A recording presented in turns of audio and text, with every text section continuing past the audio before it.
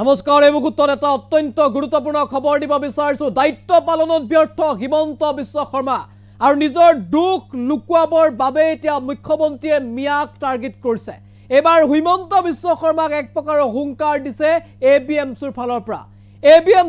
পৰা চৰকাৰক ক্ষুদ্ধাৰ সমালোচনা কৰা হৈছে অসমীয়া আৰু মিয়াৰ মাজত বিভাজন আনিব বিচাৰিছে হিমন্ত বিশ্ব শৰ্মাই নিজৰ দুখ লুকুৱাবৰ বাবে চৰকাৰে এনে ধৰণৰ মন্তব্য কৰিছে বা এনে ধৰণৰ কাণ্ডক পৰোচনা দিছে চৰকাৰে আৰু এবাৰ হিমন্ত বিশ্ব শৰ্মাক হুংকাৰ দিলে এবিএমচিয়ে সবিশেষ নিটকছৰ দৰ্শকৰ বাবে আমি জনাইছো এটা অত্যন্ত গুৰুত্বপূৰ্ণ খবৰ এই মুহূৰ্তত হিমন্ত বিশ্ব শৰ্মাক ক্ষুদ্ধাৰ সমালোচনা কৰা হৈছে দায়িত্ব পালনত ব্যৰ্থ হিমন্ত বিশ্ব শৰ্মা আৰু নিজৰ দুখ থাকিবলৈ মিয়াক টাৰ্গেট কৰিছে এতিয়া চৰকাৰে আইন শৃংখলা নিয়ন্ত্ৰণত ব্যৰ্থ মুখ্যমন্ত্ৰী অসমৰ আইন শৃংখলা নিয়ন্ত্ৰণ কৰিব পৰা নাই মুখ্যমন্ত্ৰীয়ে ইছু ডাইভাৰ্ট কৰিবলৈ মিয়া অসমীয়াৰ সংঘাত লগাব বিচাৰিছে মুখ্যমন্ত্ৰীৰ বিৰুদ্ধে এবাৰ সৰব হৈ পৰিছে এবিএমচি হিমন্ত বিশ্ব শৰ্মাক ক্ষুদ্ধাৰ সমালোচনা কৰা হৈছে নিজৰ দুখ লুকুৱাবলৈ ইছু ডাইভাৰ্ট কৰিবলৈ মিয়া অসমীয়াৰ মাজত সংঘাত আনিব বিচাৰিছে হিমন্ত বিশ্ব শৰ্মা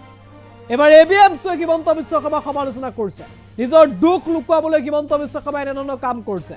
আৰু অসমৰ আইন শৃংখলা পৰিস্থিতিৰ নিয়ন্ত্ৰণত হিমন্ত বিশ্ব শৰ্মা ব্যৰ্থ এই অভিযোগ এবিএমচিৰ পুনে পুনে এবিএমচিৰ মন্তব্য আছে আগবঢ়াইছে আজি আমি এবিএমচিৰ কেন্দ্ৰীয় সমিতিৰ সজাতি দল আহি বৰপেটাৰ সত্ৰকণৰা 14 নম্বৰ সিটত উপস্থিত হৈছো আপোনালোক আটাই জানে যে যোৱা 24 আগষ্ট তাৰিখে চৰাইদেউ জিলাৰ মথুৰাপুৰ আৰক্ষী থানাৰ অন্তৰ্গত সেই অঞ্চলৰ মৈদামত এটা চৰকাৰী খণ্ডৰ কামত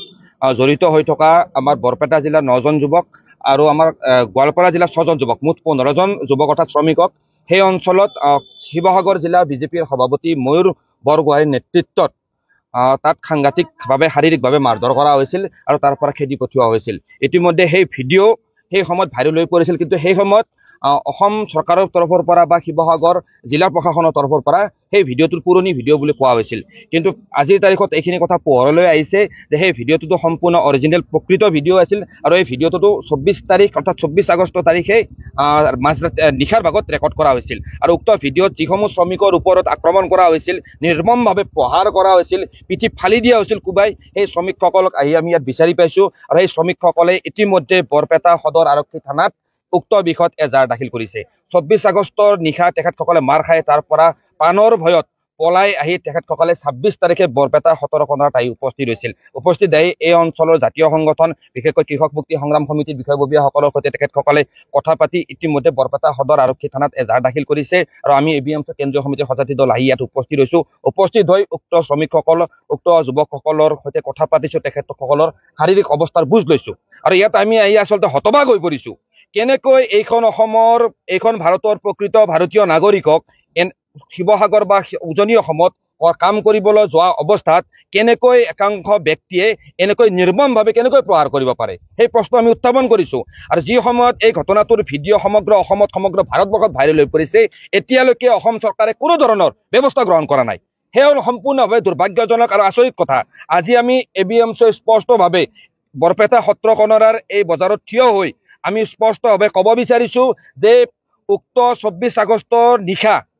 বৰপেটা আৰু গোৱালপাৰা যিসমূহ শ্ৰমিকৰ পিঠিত এনেকৈ নিৰ্মমভাৱে প্ৰহাৰ কৰা হৈছিল পিঠিত যেনেকৈ কোবোৱা হৈছিল সেই কোবসমূহ আচলতে সেই শ্ৰমিকসকলৰ পিঠিত পৰা নাছিল সেই কোব কেইটা পৰিছিল অসমৰ বৰ্তমানৰ মুখ্যমন্ত্ৰী ডক্টৰ হিমন্ত বিশ্ব শৰ্মা ডাঙৰীয়াই সংবিধানৰ নামত শপত লওঁতে যিকেইটা বাক্য পাঠ কৰিছিল সেই শপত বাক্যৰ প্ৰত্যেকটা শব্দৰ ওপৰত পৰিছে সেইকেইটা কোব অসমত যি বৰ্তমান আইনৰ শাসন ব্যৱস্থা প্ৰচলিত হৈ আছে বুলি অসমৰ সঞ্চালক প্ৰধান ডাঙৰীয়াই ইয়াত বিভিন্ন ধৰণে ধম্বালি মাৰে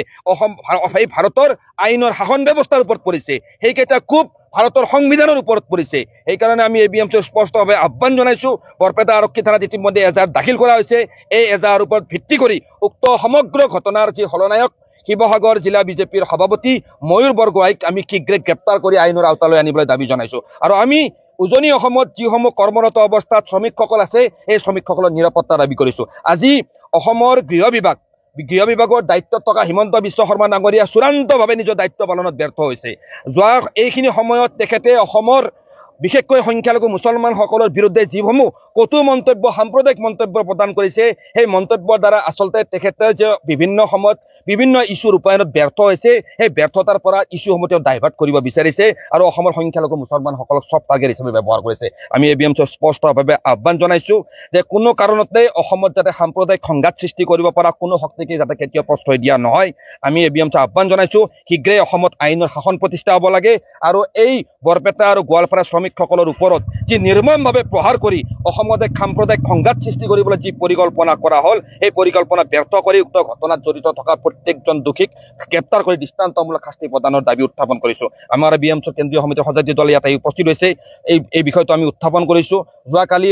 শিৱসাগৰৰ বিধায়ক অখিল গগৈ ডাঙৰীয়ায়ো বলিষ্ঠভাৱে এই সমগ্ৰ বিষয়টো অসমৰ বিধানসভাত উত্থাপন কৰিছে আমি উত্থাপন কৰিছো আৰু অহাকাইলৈ আমি অসমৰ মাননীয় আৰক্ষী সঞ্চালক প্ৰধান জিপি সিং ডাঙৰীয়াক সাক্ষাৎ কৰিম জিপি সিং ডাঙৰীয়াক সাক্ষাৎ কৰি আমি স্মাৰক পত্ৰৰ জৰিয়তে গোটেই বিষয়সমূহ অৱগত কৰি তেখেতক আমি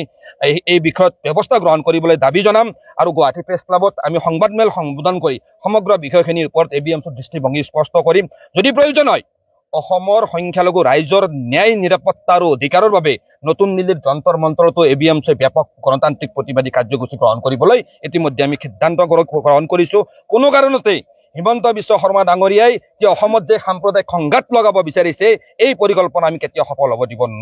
নিদিওঁ আজিৰ তাৰিখত অসমত মিয়া খেদি পঠিওৱা সংখ্যালঘু সম্প্ৰদায়ৰ শ্ৰমিকসকলক খেদি পঠিওৱাৰ যিবিলাক ঘটনা আৰম্ভ হৈছে আমিও দেখিবলৈ পাইছো একাংশ দল সংগঠনৰ একাংশ নেতাই আমি নামসমূহ লোৱাৰ প্ৰয়োজন অনুভৱ কৰা নাই এই কাৰণেই কাৰণ অসমৰ শুভবুদ্ধি থকা প্ৰত্যেকজন ব্যক্তিয়ে গণতন্ত্ৰত বিশ্বাস থকা প্ৰত্যেকজন ব্যক্তিয়ে এই কথাটো বুজি উঠিছে যে যিবিলাক দল সংগঠনৰ নেতাই এনেকৈ উজনি অসমৰ পৰা মিয়া খেদি দিম মুছলমান শ্ৰমিক খেদি দিম এইবিলাক যে বক্তব্য প্ৰদান কৰি আছে বিভিন্ন সময়ত আমি দেখিবলৈ পাইছো সেই অঞ্চলত বসবাস কৰি থকা সেই অঞ্চলত কৰ্মৰত অৱস্থাত থকা সংখ্যালঘু মুছলমান বা মিয়া শ্ৰমিকসকলৰ ওপৰত তেখেতসকলে ভয় ভাবুকি প্ৰদান কৰি আছে এইসকল যে সম্পূৰ্ণভাৱে এটা ৰাজনৈতিক পৰিকল্পনাৰ এটা অংশ হয় আৰু এই ৰাজনৈতিক পৰিকল্পনা আজিৰ তাৰিখত যুগুত কৰিছে অসমৰ মাননীয় মুখ্যমন্ত্ৰী ডক্টৰ হিমন্ত বিশ্ব শৰ্মা ডাঙৰীয়াই